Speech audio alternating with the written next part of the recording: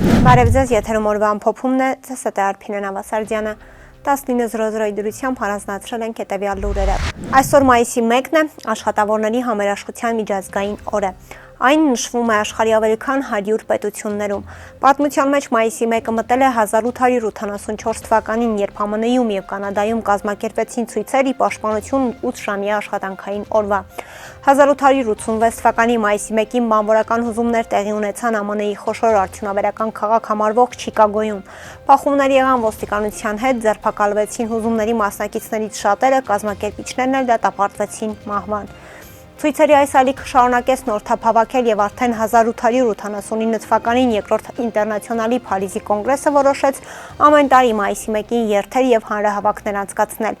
Արդեն 1890 թվականին Ավստրո-Հունգարիայի, Բելգիայի, Գերմանիայի, Դանիայի, Իսպանիայի եւ այլ եվրոպական երկրների աշխատավորներն առաջին անգամ կազմակերպեցին մայիս 1-յան տոնակատարություններ։ 20-րդ դարի սկզբին հեղափոխական շարժումը տեղափոխվեց Ռուսաստան։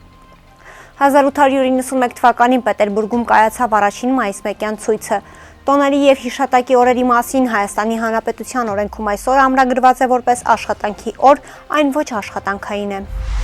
Նախորդին Նոր-Նորքի թաղապետարանում դաժանորեն ծեծի ենթարկված ակտիվիստ Արթուր Չախոյանի նկատմամբ հարուցվել է հանրային քրեական հետապնդում, քրեական օրենսգրքի 297-րդ հոդվածի երկրորդ մասի առաջին եւ երրորդ կետերով, այն է խուլիգանությունը մի խումբ անձանց կողմից տեղեկատվական կամ հաղորդակցական տեխնոլոգիաներն օգտագործելով։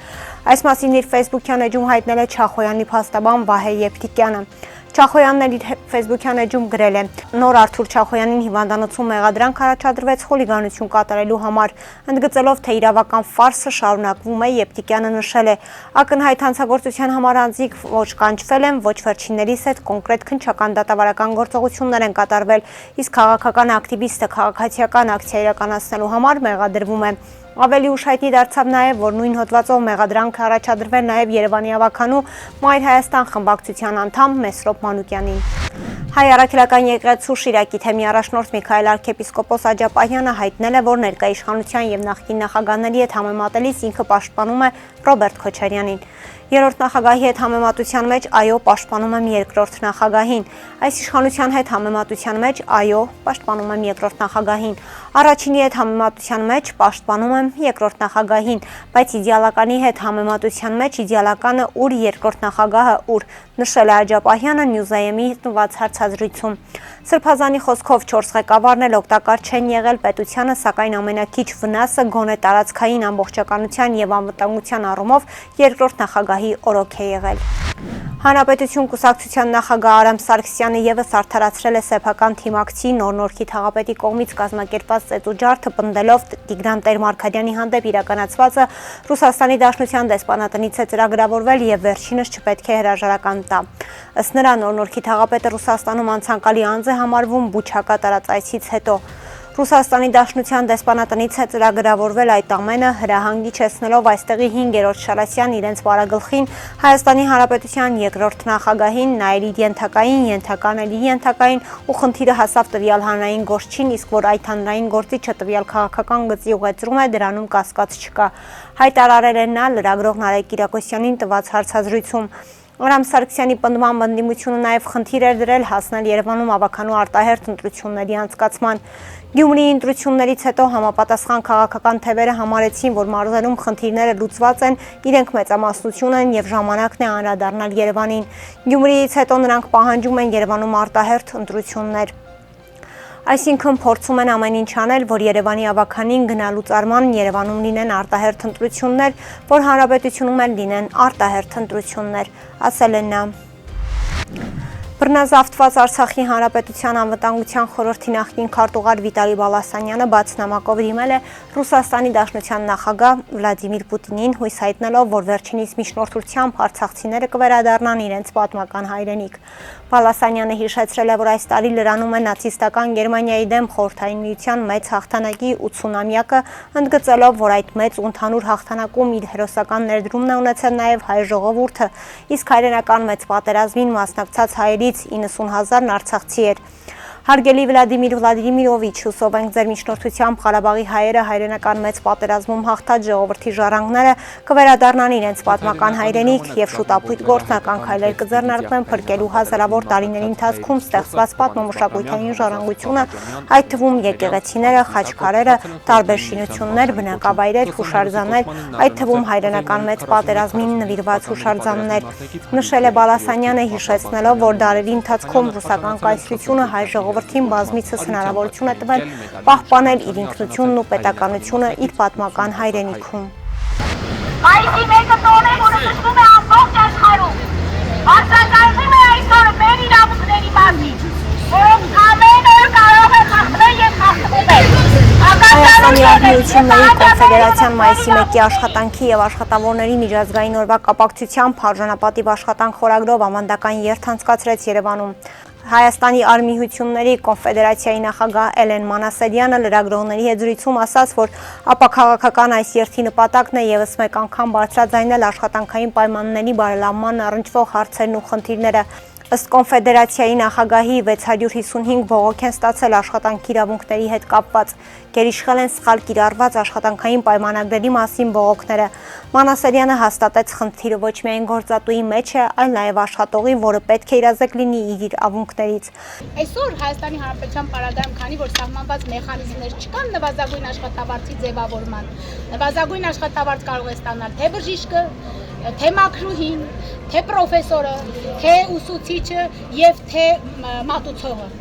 Երթը մեկնարկեց Աբովյան պուրակից, երթից հետո Հայաստանի Արմիությունների կոնֆեդերացիայի գրասենյակում նախատեսվում են նվազագույն աշխատավարձը եւ սոցիալ-տնտեսական իրողությունները Հայաստանի Հանրապետությունում հետազոտության շնորհանդեսը։ Ամեն օր կարող է խախտվել եւ խախտվում է։ Ականջալուր եղեք եւ պահանջատեր եղեք ձեր իրավունքների։ Մալաթիայի թաղապետն ասում է, եթե Ավինյանն իր համակուսակից Մասիվի թաղապետի հետ վարվի այնպես, ինչպես պետք է վարվի իրեն հարգող ցանկացած քաղաքապետ, ապա Արամ Զավենի Սարգսյանի բոլոր ենթակաները հրաժարական կտան, այսինքն փոքրամասնության կոալիցիան կքանդվի։ Այս մասին Facebook-յան իր էջում գրել է Երևանի ավագանու Մայր Հայաստան խմբակցության անդամ Սամվել Հակոբյանը։ Նրա խոսքով սա շանտաժ է ամենաբարձր մակարդակի։ Այս իրավիճակից դուրս գալու միակ տարբերակը Երևանի ավագանու արտահերթ ընտրություններն են։ Այս քաղաքային իշխանությունը կորցրել է իր լեգիտիմությունը բոլոր հնարավոր ձևերով։ Նիկոլ, Տիգրան, ուր եք, խոսեք։ 10-ով մեկին ծեծել է նորաձև է, սելեկտիվ արդարադատությունն ու անպատժելիությունը նորաձև են, գրել է Հակոբյանը։ Հայաստանի կողմից Եվրամիությանն անդամակցելու հայտ չենք ստացել, երբ ստանանք կքննարկենք։ Այս մասին Ազատություն ռադիոկայանին տված բացառիկ հարցազրույցում ասել է Դաշինքի ընդլայնման հարցերով հանձնակատար Մարտա Կոսը, չհստակեցնելով դիմումը ստանալու դեպքում Բրյուսելը հավանություն կտա, թե ոչ եվրոպացի բարձրաստիճան դիվանագետը միայն ընդգծել է։ Երևանում հնչող այդ ցանկությունը ցույց է տալիս, թե որքան գրավիչ այսօր եվրոպական ընտանիքը։ Այնինչ տեղի ունեցավ Հայաստանի խորհրդարանում, ցույց է տալիս, որ Եվրամիության գրավչությունը հիմա ավելի բարձր է, քան նախկինում։ Ցանկացած երկրի համար Եվրամիության անդամակցությանը դիմելու համար երկու պայման կա։ Այն պետք է լինի պետություն եւ լինի Եվրոպայում։ Մենք Հայաստանից դիմումներ չենք ստացել, երբ ստանանք կքննարկենք, բայց ինչպես ասացի, սա ցույց է տալիս, որ մենք հետաքրքիր ենք բազմաթիվ երկրների համար, նշել է Մարտա Կոսը։ Հիշեցնենք նախորդ ամիս Հայաստանի խորհրդարանը ընդունեց ԵՄ-ին անդամակցության գործընթացի մեկնարկի մասին օրինագիծը, որն իրականում Եվրամիության անդամակցության հայտ չէ։ Մայիսի 1-ն է Երևան։ Սայաթ նվապողոտան Ալբանյան փողոցի խաչմերուկում բախվել են Honda Elantra եւ Toyota Magnesia ավտոմեքենաները։ Բախման հետևանքով ըստ նախնական տեղեկությունների 3 հոգի տեղափոխվել է Հերաց անվանքի 1 համալսարանական հիվանդանոց։ Վիրավորներին առաջին օգնության են հասել քաղաքացիները եւ ըստ քաղաքացիների հայտնածի օպերատիվ են գործել Երևանի 103 շտաբօգնության բժիշկների հերթապահ խմբերը, ովքեր վիրավորներին մինչև հիվանդանոց տեղափոխել են, տեղում առաջին բուժօգնություն են ցուցաբերել։ Օպերատիվորեն ժամանել են ներքին գործերի նախարարության փրկարար ծառայության Երևանի հրշեջ փրկարարական ջոկատից 1 մարտական հաշվարկ։ Հրշեջ փրկարարները հոսանքազրկել են ավտոմեքենաները, սակայն այլ անելիք չունենալով վերադարձել են ջոկատ։ Վթարի փաստով քննչական բաժնում նախաձեռնվել է քրեական վարույթ, որտեղ էլ պարզվում է վարորդների եւ վիրավորների ինքնությունը։ Շամշյանքոմի տեղեկություններով ապրիլի 17-ին արտակարգ դեպք է տեղի ունեցել Արարատի մարզում ժամը 04:20-ի սահմաններում ոստիկանության Մասիսի բաժնում տեղեկություն է ստացվել, որ Այնթափ գյուղում գործող Արինբերտ Հացատանը վիճաբանություն եւ ծեծկրտուք է տեղի ունենում։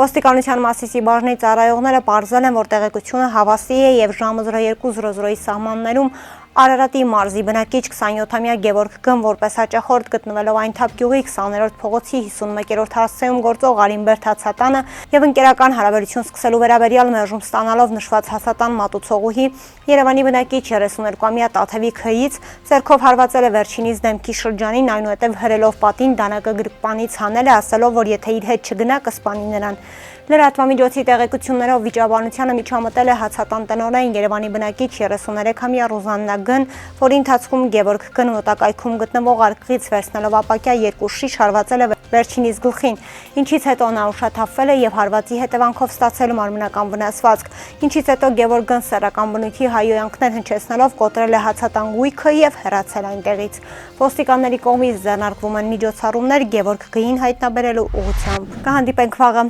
առողջ եղեք։